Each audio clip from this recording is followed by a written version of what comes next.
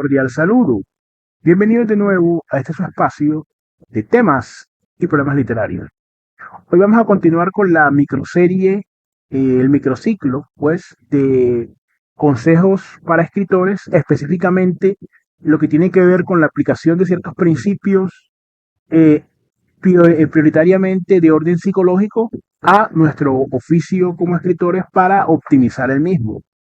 Hoy vamos a tocar uno que es bastante conocido, se ha popularizado, pues no es una ecuación, no es una regla exacta, pero sí que ha hecho aportaciones a diferentes áreas, pues en la economía, en la psicología y por supuesto también se puede aplicar a la literatura, denominado principio de Pareto, es decir, la ley de 80-20.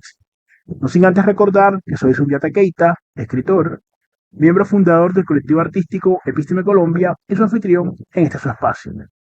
Respecto del principio de Pareto, en cuanto a su definición, básicamente lo que postula es que el 80% de los resultados reales que nosotros tenemos en cualquier actividad que emprendamos provienen de un 20% del esfuerzo. Es decir, que hay una gran cantidad de esfuerzo desperdiciada.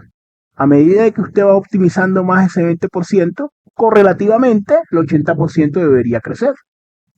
Entonces, ¿esto cómo se aplica o de qué manera lo podemos llevar a la literatura, a nuestro proceso de escritura? Entendiendo bien, pues, como hemos dicho, que es una regla aproximativa, pero que tiene unos beneficios y una aplicabilidad de orden práctico. Entonces, lo primero, entender que no todas las sesiones que nosotros tengamos a nivel creativo y a nivel de escritura van a ser igualmente productivas. Es decir, a veces en 2 horas o en una hora que escribamos podemos avanzar más que en una semana. Esto depende básicamente aplicando el principio de Pareto, que por ejemplo podemos tener 5 o 10 ideas para un cuento, pero que realmente solo una, dos o tres máximo tengan un potencial. Entonces debemos planificar o sea, arrancar de esas dos ideas que funcionan, que sería ese 20% bien potenciado para ahorrarnos el 80% de las dificultades de la corrección. De una manera un poco más concreta, por ejemplo, tenemos que también entender que cuando estamos escribiendo una historia, no todos los elementos de orden narrativo van a tener el mismo peso. Por ejemplo, cuando el conflicto, lo que hemos hablado mucho acá en el canal, no es claro, entonces vamos a desperdiciar todo el esfuerzo que hemos hecho.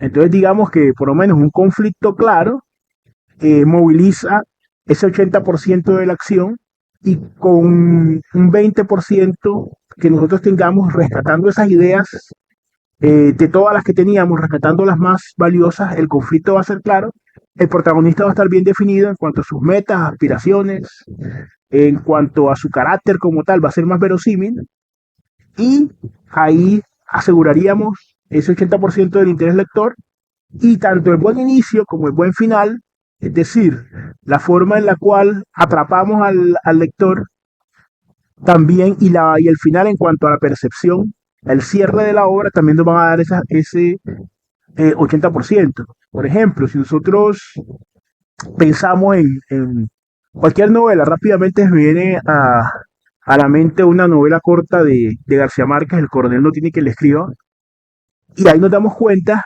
desde que comienza la novela, es decir, en medio de la precariedad del coronel y todo lo demás, y la frase, la palabra o la grosería, por así decirlo, con la que culmina, nos damos cuenta que se aprovechó, se sintetizó, ¿cierto? Una serie de situaciones allí.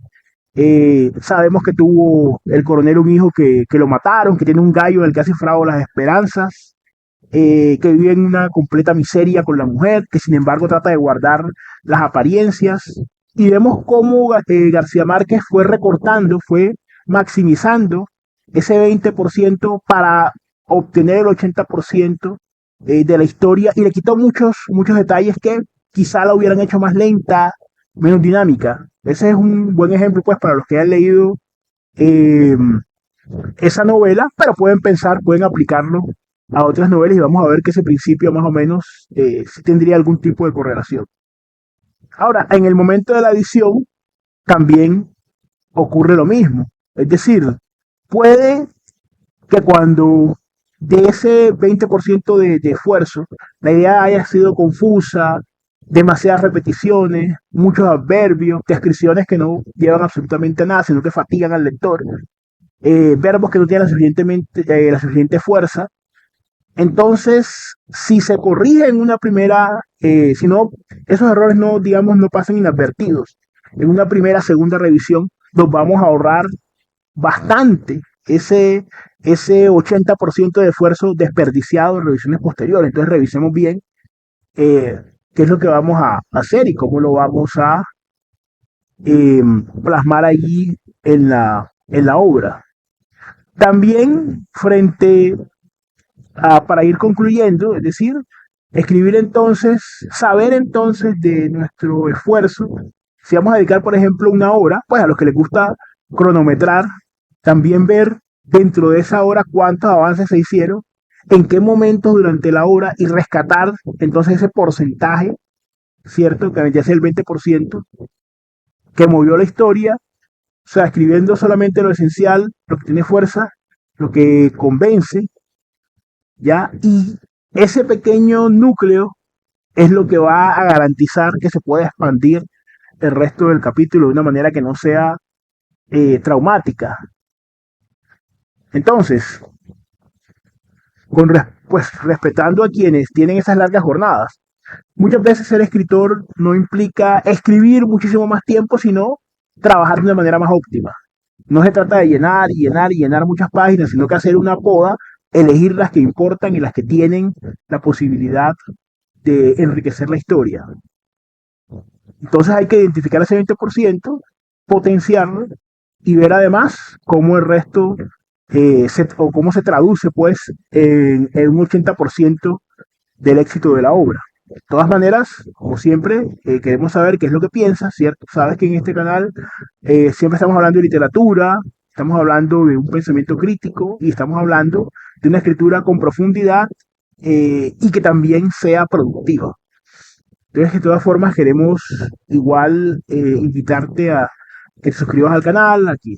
Por favor, compartas el contenido, lo más importante, nos comentes cuál es tu experiencia. ¿Estás de acuerdo con este 80-20 o piensas pues que esa regla no aplica a la literatura? Queremos también saberlo.